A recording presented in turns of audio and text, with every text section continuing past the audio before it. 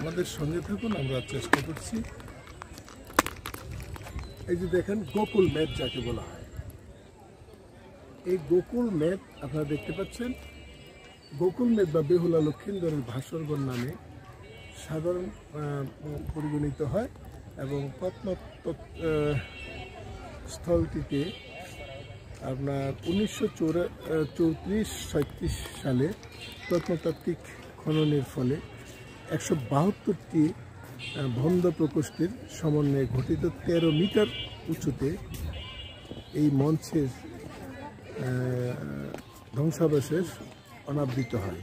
এই মঞ্চের সমতল শিরোদেশ প্রথম নির্মাণ যুগ 6-7 শতক এবং এটি বৌদ্ধ উপাসনাল স্তূপ মন্দির নির্মিত হয়েছিল বলে জানা যায়।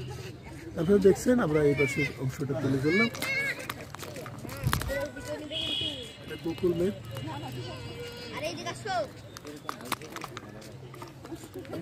এই পাশে দেখেন।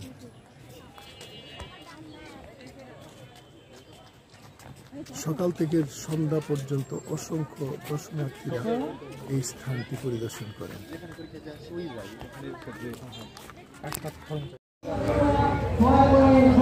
আসসালামু আলাইকুম সুপ্রিয় ভিউয়ার্স, দেশে এবং দেশের বাইরে যারা রয়েছেন সকলকে শুভেচ্ছা অভিনন্দন জানাই।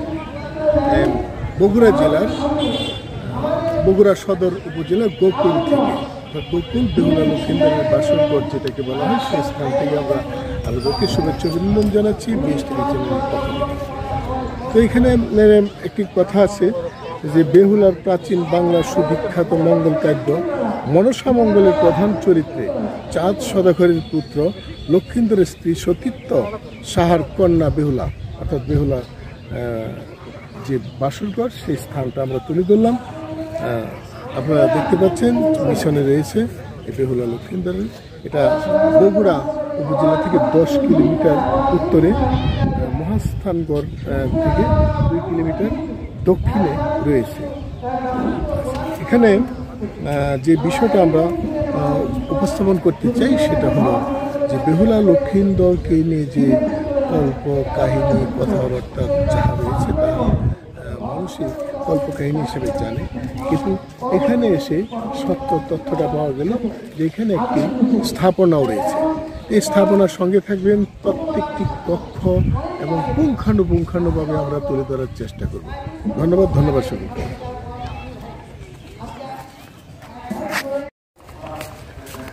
আপনারা দেখছেন যে বেহুলা লক্ষিন্দরের যে ভাস্করগড়, যে কিচ্ছা কাহিনীতে আপনারা শুনেছেন, সেই ভাস্করগড়টা আমরা তুলে ধরলাম। আসলে যে কাহিনী আমরা মুরব্বীদের কাছ থেকে শুনেছি, সেই কাহিনীর সাথে একটা বিশাল মিল রয়েছে এই ভাস্করগড়ের।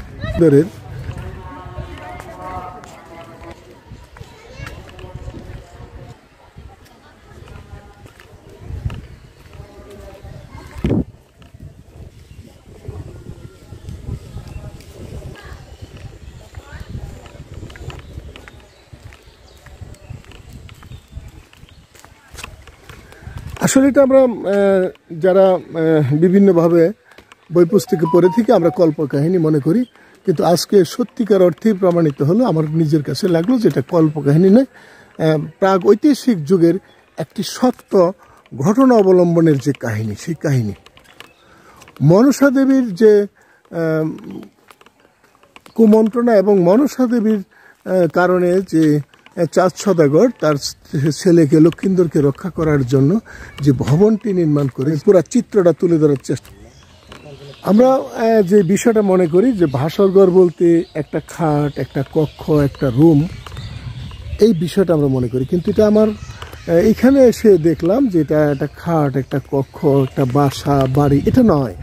এটা এখানে 1 একর সম্পত্তির উপরে বিশাল আকারে এই গৃহটি নির্মাণ করা।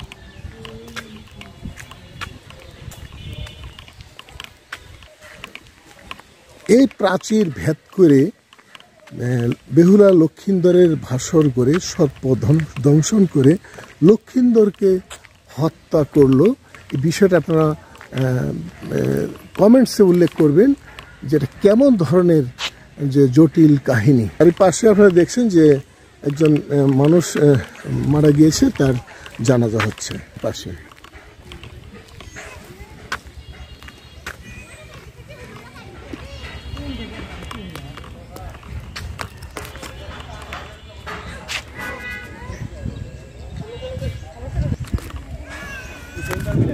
হ্যাঁ, কি কিছু ইন্টারভিউ নিয়ে লাগতো নিব, পরে আগে চক্করটা শেষ করে নিলে।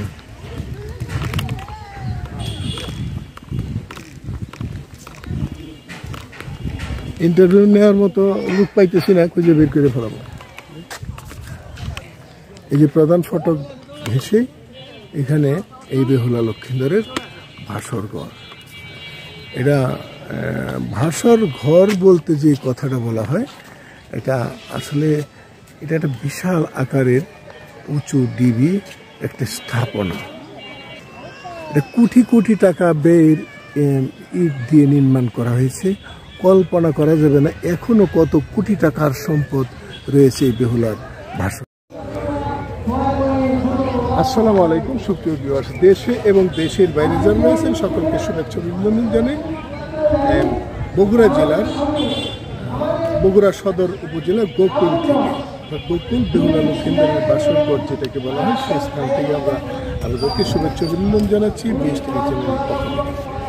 তো এখানে একটি কথা আছে যে বেহুলার প্রাচীন বাংলার সুবিখ্যাত মঙ্গল কাব্য মনসা মঙ্গলের প্রধান চরিত্রে চাঁদ সদাগরের পুত্র লক্ষিন্দরের স্ত্রী সতীত্ব সাহার কন্যা বেহুলা, অর্থাৎ বেহুলা যে বাসরঘর, সেই স্থানটা আমরা তুলে ধরলাম। আপনারা দেখতে পাচ্ছেন মিশনে রয়েছে এই বেহুলা লক্ষিন্দরের। এটা বগুড়া উপজেলা থেকে 10 কিলোমিটার উত্তরে, মহাস্থানগড় থেকে 2 কিলোমিটার দক্ষিণে রয়েছে। এখানে যে বিষয়টা আমরা উপস্থাপন করতে চাই সেটা হলো যে বেহুলা লক্ষিন্দরকে নিয়ে যে গল্প কাহিনী কথাবার্তা যাহা রয়েছে তা মানুষই গল্প কাহিনী হিসেবে জানে, কিন্তু এখানে এসে সত্য তথ্যটা পাওয়া গেল যে এখানে একটি স্থাপনাও রয়েছে। এই স্থাপনার সঙ্গে থাকবেন, প্রত্যেকটি তথ্য এবং পুঙ্খানুপুঙ্খানুভাবে আমরা তুলে ধরার চেষ্টা করব। ধন্যবাদ সকলকে।